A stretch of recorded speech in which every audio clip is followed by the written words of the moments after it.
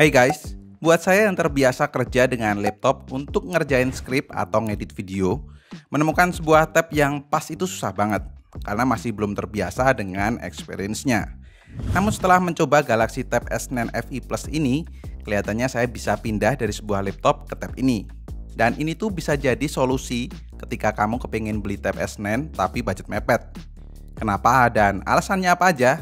Tonton videonya sampai habis.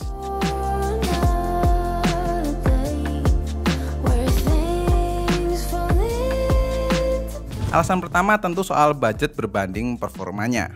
Karena si Galaxy Tab S9 FE Plus yang saya pegang ini dijual dengan harga yang lebih terjangkau daripada Galaxy Tab S9 series. Dengan harga Rp10.999.000 untuk varian 5G 12/256 atau Wi-Fi only 8/128GB dengan harga Rp8.499.000.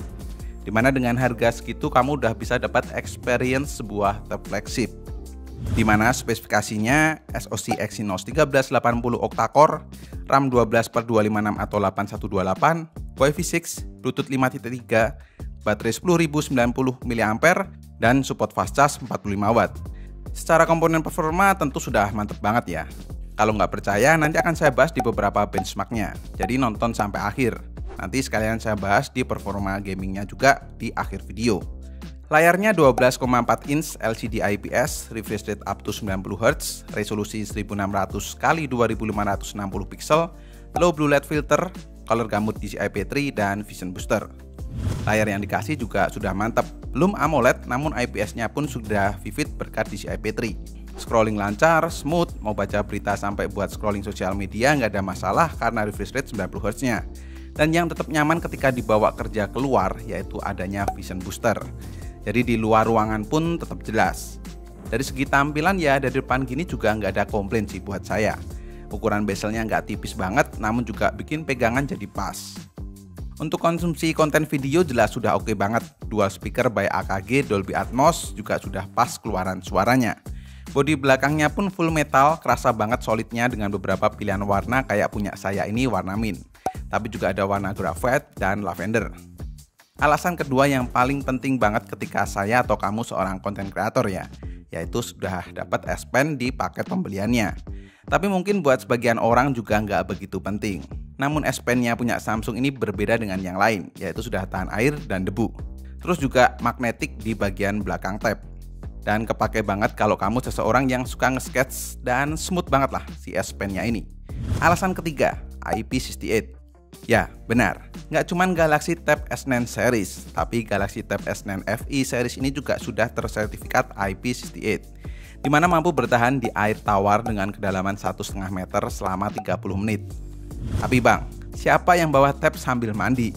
Betul, memang nggak seharusnya bawa tab ini sambil mandi atau ke kolam renang, karena memang nggak disarankan oleh Samsung sendiri.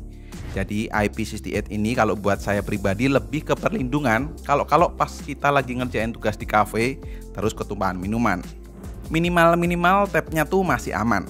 Atau nih, yang sudah punya keluarga kecil kayak saya, pasti ada aja kelakuan random anak yang kadang bisa numpain minuman kemana aja.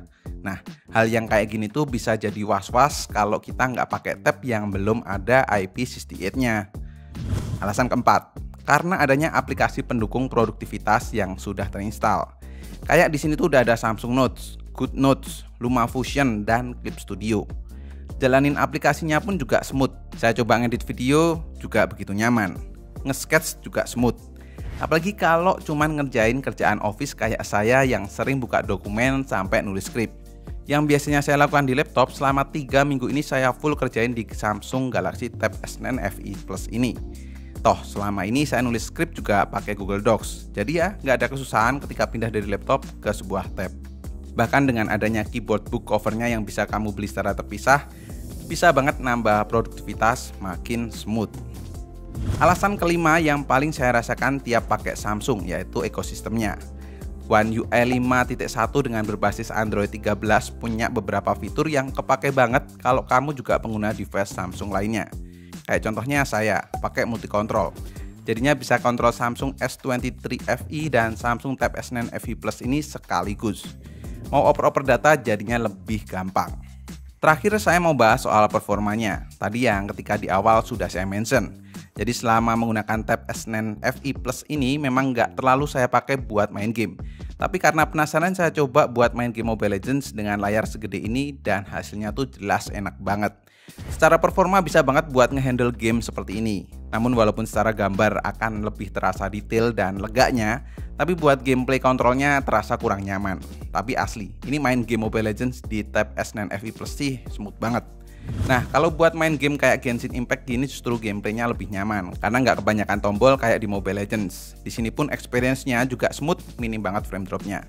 Sebagai penutup, seperti yang saya janjikan di awal, untuk benchmark performanya dimana ketika saya tes lewat Antutu bisa dapat skor 600 ribuan. Terus di 3D Mark Wildlife overall score di 2963, average FPS di 17,75 dan stability 99,6%. Lanjut di Geekbench 6, single core-nya di 1011 dengan multicore di 2839. Sebuah skor yang memang di atas rata-rata mid-range ya untuk performanya. Baterainya sendiri bisa tahan sampai 15 jam lebih ketika saya pakai seharian untuk aktivitas ngetik, nonton, dan sedikit main game. Ngecasnya sendiri butuh waktu sekitar 2 jaman kalau dari 15 ke 100%. So, kesimpulannya, kalau buat saya pribadi, Samsung Galaxy Tab S9 FE Plus ini bisa banget gantiin laptop untuk kerjaan daily saya. Mulai dari editing video bisa pakai CapCut atau sejenisnya. Terus nge-sketch gambar buat memang yang hobinya ngedesain. Dan apalagi buat saya yang hariannya tuh kerjaannya selalu berhadapan dengan ngetik-ngetik, bisa banget. Sekalipun saya pakai untuk multimedia juga sudah memuaskan dengan layar segede ini. Terus kekhawatiran saya akan kena air juga hilang berkat sertifikasi IP68-nya. Jadi, gimana kalau menurut teman-teman? Kalau teman-teman berminat beli, link pembeliannya sudah saya taruh di kolom deskripsi ya. Dan cukup sekian untuk video kali ini. Terima kasih banyak yang sudah nonton sampai akhir. Koko undur diri dan kita ketemu lagi di video selanjutnya.